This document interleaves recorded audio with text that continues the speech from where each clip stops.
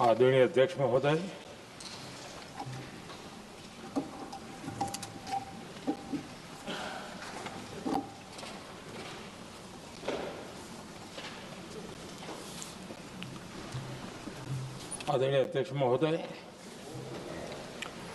मैं इस सम्मानित सदन में पश्चिम एशिया में चल रहे संघर्ष और इसकी वजह से भारत के सामने आई चुनौतियों पर बात रखने के लिए उपस्थित हुआ हूं।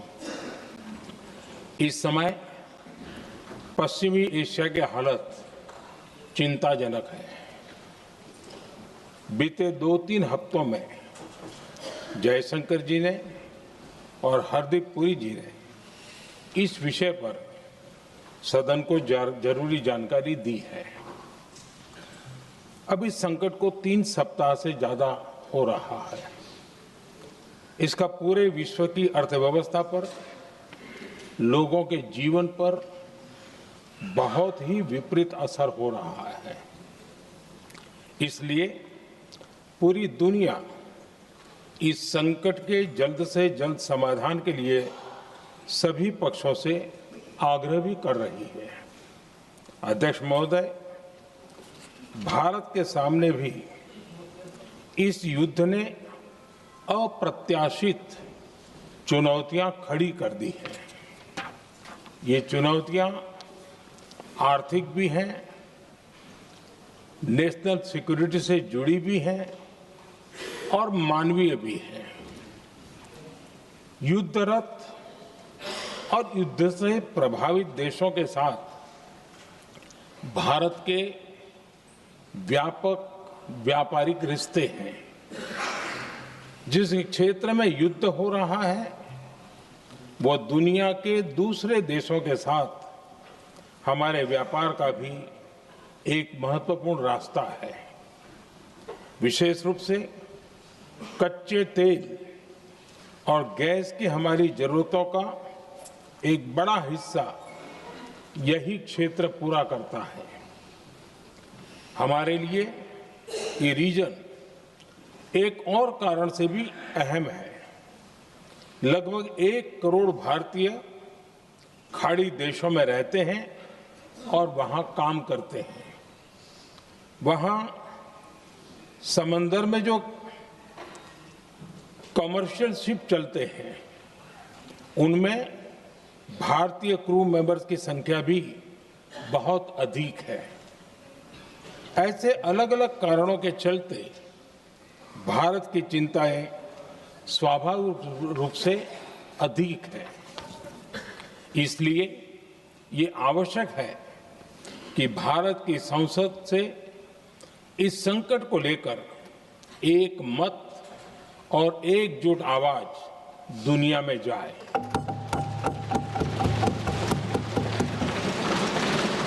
अध्यक्ष जी, जब से ये युद्ध शुरू हुआ है तब से ही प्रभावित देशों में हर भारतीय को जरूरी मदद दी जा रही है। मैंने खुद पश्चिम एशिया के ज्यादातर देशों के राष्ट्राध्यक्षों के साथ 2 राउंड फोन पर बात की है। सभी ने भारतीयों की सुरक्षा का पूरा आश्वासन दिया है।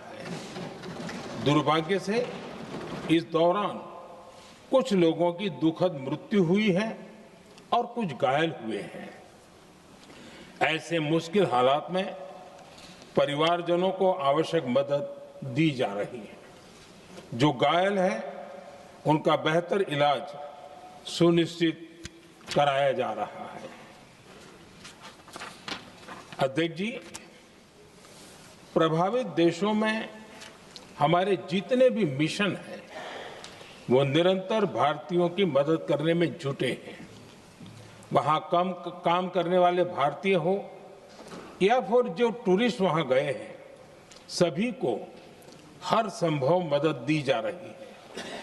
हमारे मिशन नियमित रूप से एडवाइजरी जारी कर रहे हैं। यहां भारत में और अन्य प्रभावित देशों में 24/7 कंट्रोल रूम और आपातकालीन हेल्पलाइन स्थापित की गई है। इनके माध्यम से सभी प्रभावितों को त्वरित जानकारी दी जा रही है। अध्यक्ष जी, संकट की स्थिति में देश विदेश में भारतीयों की सुरक्षा हमारी बहुत बड़ी प्राथमिकता रही है। युद्ध शुरू होने के बाद से लेकर अब तक 3,75,000 से अधिक भारतीय सुरक्षित भारत लौट चुके हैं। ईरान से ही अभी तक लगभग 1,000 भारतीय सुरक्षित वापस लौटे हैं। इनमें 700 से अधिक मेडिकल की पढ़ाई करने वाले युवा हैं। खाड़ी देशों में भारतीय स्कूलों में हजारों विद्यार्थी पढ़ते हैं। सीबीएसई ने ऐसे सभी भारतीय स्कूलों में होने वाली कक्षा 10वीं और 12वीं की निर्धारित परीक्षाओं को रद्द कर दिया है। इन बच्चों की पढ़ाई निर्बाध चलती रहे, इसके लिए सीबीएसई उचित कदम उठा रही है। यानी सरकार संवेदनशील भी है, सतर्क भी है और हर सहायता के लिए तत्पर भी है। माननीय अध्यक्ष जी, भारत में बड़ी मात्रा में कच्चा तेल, गैस और फर्टिलाइजर जैसी अनेक जरूरी चीजें हॉर्मुज स्ट्रेट के रास्ते से आती हैं। युद्ध के बाद से ही हॉर्मुज स्ट्रेट में जहाजों का आना जाना बहुत चुनौतीपूर्ण हो गया है। बावजूद इसके हमारी सरकार का ये प्रयास रहा है कि पेट्रोल, डीजल और गैस की सप्लाई बहुत ज्यादा प्रभावित न हो, देश के सामान्य परिवारों को परेशानी भी कम से कम हो, इस पर हमारा फोकस रहा है। हम सभी जानते हैं, देश अपनी जरूरत की 60% एलपीजी आयात करता है। इसकी सप्लाई में अनिश्चितता के कारण सरकार ने एलपीजी के डोमेस्टिक उपयोग को प्राथमिकता दी है। साथ ही एलपीजी के देश में ही उत्पादन को भी बढ़ाया जा रहा है। पेट्रोल, डीजल की सप्लाई पूरे देश में सुचारू रूप से होती रहे, इस पर भी लगातार काम किया गया है। अध्यक्ष जी, आज की इन परिस्थितियों में एनर्जी सिक्योरिटी को लेकर बीते एक दशक में उठाए गए कदम और भी प्रासंगिक हो गए हैं। भारत ने बीते 11 वर्षों में अपनी एनर्जी इंपोर्ट का डाइवर्सिफिकेशन किया है।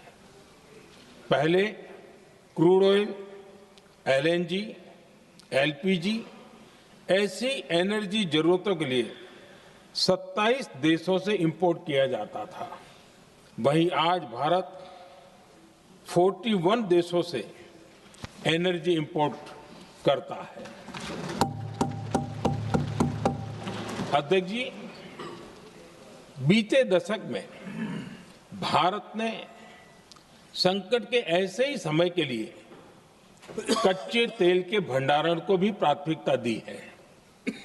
आज भारत के पास 53 लाख मीट्रिक टन से अधिक का स्ट्रेटेजिक पेट्रोलियम रिजर्व है और 65 लाख मीट्रिक टन से अधिक के रिजर्व की व्यवस्था पर देश काम कर रहा है। हमारी तेल कंपनियों के पास जो रिजर्व रहता है वो अलग है। बीते 11 वर्षों में हमारी रिफाइनिंग कैपेसिटी में भी उल्लेखनीय वृद्धि हुई है। अध्यक्ष जी, सरकार अलग अलग देशों के सप्लायर्स के साथ भी लगातार संपर्क में है। प्रयास ये है कि जहां से संभव हो वहां से तेल और गैस की सप्लाई होती रहे। भारत सरकार गल्फ और आसपास के शिपिंग रूट्स पर निरंतर नजर बनाए हुए है। हमारा प्रयास है कि तेल हो, गैस हो, फर्टिलाइजर हो, ऐसे हर जरूरी सामान से जुड़े जहाज भारत तक सुरक्षित पहुंचे। हम अपने सभी वैश्विक सहयोगियों के साथ निरंतर संवाद कर रहे हैं ताकि हमारे मैरीटाइम कॉरिडोर सुरक्षित रहे। ऐसे प्रयासों के कारण बीते दिनों हॉर्मुज स्ट्रेट में फंसे हमारे कई जहाज भारत आए भी हैं। अध्यक्ष जी, संकट के इस समय में देश की एक और तैयारी भी बहुत काम आ रही है। पिछले 10-11 साल में इथेनॉल के उत्पादन और उसकी ब्लेंडिंग पर अभूतपूर्व काम हुआ है। एक दशक पहले तक देश में सिर्फ 1-1.5% इथेनॉल ब्लेंडिंग कैपेसिटी थी। आज हम पेट्रोल में 20% इथेनॉल ब्लेंडिंग के करीब पहुंच रहे हैं। इसके कारण प्रति वर्ष करीब 4.5 करोड़ बैरल कम ऑयल इंपोर्ट करना पड़ रहा है।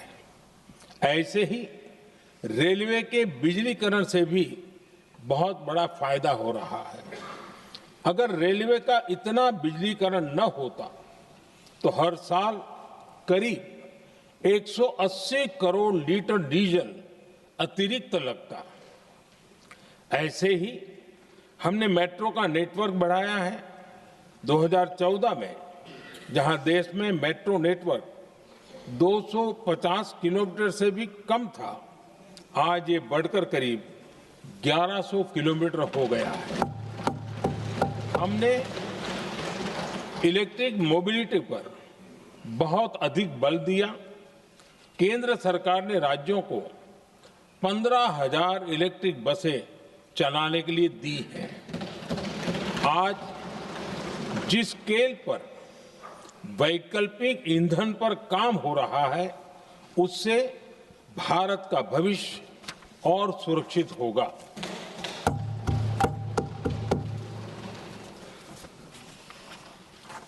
आदरणीय अध्यक्ष जी, हम जानते हैं कि एनर्जी आज इकोनॉमी की रीढ़ है और ग्लोबल एनर्जी नीड्स को पूरा करने वाला एक बड़ा सोर्स वेस्ट एशिया है। स्वाभाविक है कि दुनिया भर की अर्थव्यवस्था वर्तमान संकट से प्रभावित हो रही है और भारत पर इसका कम से कम दुष्प्रभाव हो, इसके लिए निरंतर प्रयास किए जा रहे हैं। सरकार इसके शॉर्ट टर्म, मीडियम टर्म और लॉन्ग टर्म ऐसे हर असर के लिए एक रणनीति के साथ काम कर रही है। आज भारत की इकोनॉमी के फंडामेंटल्स मजबूत है। इससे भी देश को बहुत मदद मिली है। हम हर सेक्टर के स्टेक होल्डर्स के साथ चर्चा कर रहे हैं। जहां भी जरूरत है उस सेक्टर को आवश्यक सपोर्ट दिया जा रहा है। भारत सरकार ने एक इंटर मिनिस्ट्रियल ग्रुप भी बनाया है।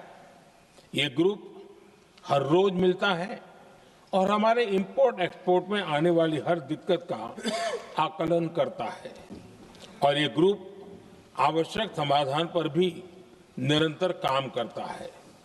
मुझे पूरा भरोसा है कि सरकार और इंडस्ट्री के साझा प्रयासों से हम परिस्थितियों का बेहतर सामना कर पाएंगे। माननीय अध्यक्ष जी, एक बड़ा सवाल ये है कि युद्ध का खेती पर क्या प्रभाव होगा। देश के किसानों ने हमारे अन्न के भंडार भर रखे हैं, इसलिए भारत के पास पर्याप्त खाद्यान्न है। हमारा ये भी प्रयास है कि खरीफ सीजन की ठीक से बुआई हो सके। सरकार ने बीते सालों में आपात स्थिति से निपटने के लिए खाद की पर्याप्त व्यवस्था भी की है। अतीत में भी हमारी सरकार ने दुनिया के संकटों का बोझ किसानों पर नहीं पड़ने दिया था। कोरोना और उस समय के युद्धों के दौरान उस समय भी ग्लोबल सप्लाई चेन में डिस्टरप्शन आ गई थी। दुनिया के बाजार में यूरिया की एक बोरी 3,000 रुपये तक पहुंच गई, लेकिन भारत के किसानों को वही बोरी 300 रुपये से भी कम कीमत पर उपलब्ध कराई गई। अध्यक्ष जी, देश के किसानों को इस प्रकार के संकटों से बचाने के लिए भी बीते वर्षों में अनेक कदम उठाए गए हैं। पिछले एक दशक में देश में 6 यूरिया प्लांट शुरू किए गए हैं। इससे सालाना 76 लाख मैट्रिक टन से अधिक की यूरिया प्रोडक्शन कैपेसिटी जुड़ी है। इस दौरान डीएपी और एनपीकेएस जैसी खाद का घरेलू उत्पादन भी करीब 50 लाख मैट्रिक टन बढ़ाया गया है। इतना ही नहीं, तेल और गैस की तरह खाद के आयात को भी डाइवर्सिफाई किया गया है।